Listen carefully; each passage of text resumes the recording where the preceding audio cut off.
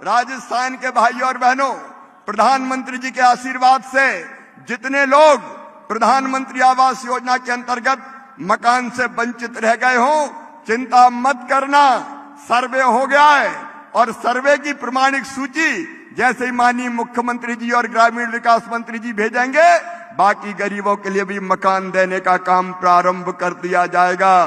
कोई झोपड़ी में नहीं रहेगा, हर एक के पास पक्का मकान होगा।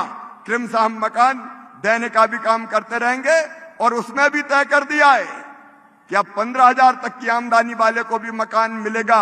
एक नियम उसमें बना था कि जिसके पास 2 पहिया वाहन है उसको नहीं मिलेगा। अरे मैंने कहा ये कौन सी बात हुई? आजकल तो मजदूर भाई बहन भी मजदूरी करने जाता है तो मोटरसाइकिल पे बैठ के जाता है। अगर ये कानून लगा दिया तो सब ही रह जाएंगे। अब ये हटा दिया, अगर 2 पहिया वाहन है तो भी मकान मिलेगा।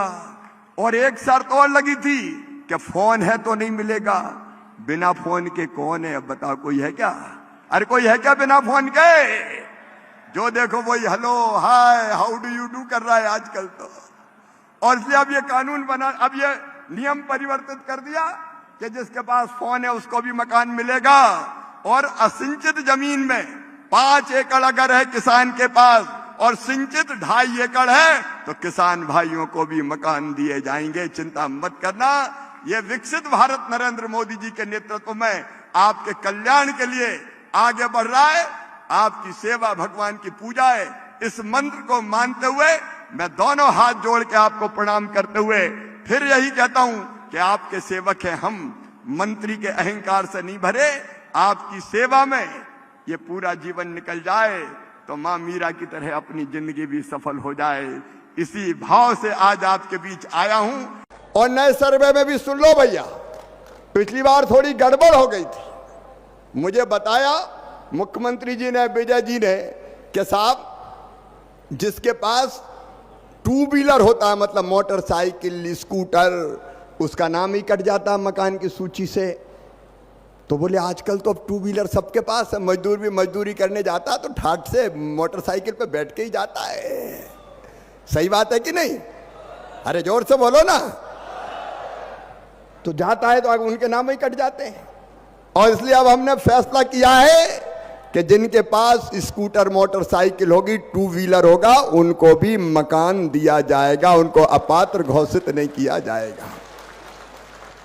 नंबर 1 और नंबर 2, एक अभियान मोदी जी ने चलाया है, लखपति दीदी अभियान। और दीदियों, मैं ही उसका मंत्री हूं। लाडली बहना के बाद महतारी बंधन आ गई, आपको बहुत बहुत बधाई। लेकिन अब लखपति दीदी भी बनाना है। और लखपति दीदी बनाना तो आमदनी बढ़ाना पड़ेगा कि नहीं? लेकिन आवास की सूची जो बनती है पात्रता की, उसमें तय कर दिया कि जिनकी आमदनी 10,000 से ज्यादा होगी उनको मकान नहीं मिलेगा। तो हम हमारी लखपति दीदी तो रह जाएंगी। और अब तय कर दिया कि 10,000 रुपया महीना नहीं, 15,000 रुपया महीना भी आमदनी होगी तो भी उसको मकान दिया जाएगा। ठीक है कि नहीं बताओ? और तीसरी चीज और, कई किसान आए कि कृषि मंत्री भी तुम ही हो और हम छोटे छोटे किसान, 2.5 एकड़ वाले, 5 एकड़ वाले, हमने क्या पाप किया है? अगर हमारे पास जमीन है तो हमें मकान क्यों नहीं मिलता? तो सुनो रे किसान भाइयों, जिनके पास 2.5 एकड़ तक सिंचित जमीन और 5 एकड़ तक असिंचित जमीन होगी, अब उनको भी मकान दिया जाएगा।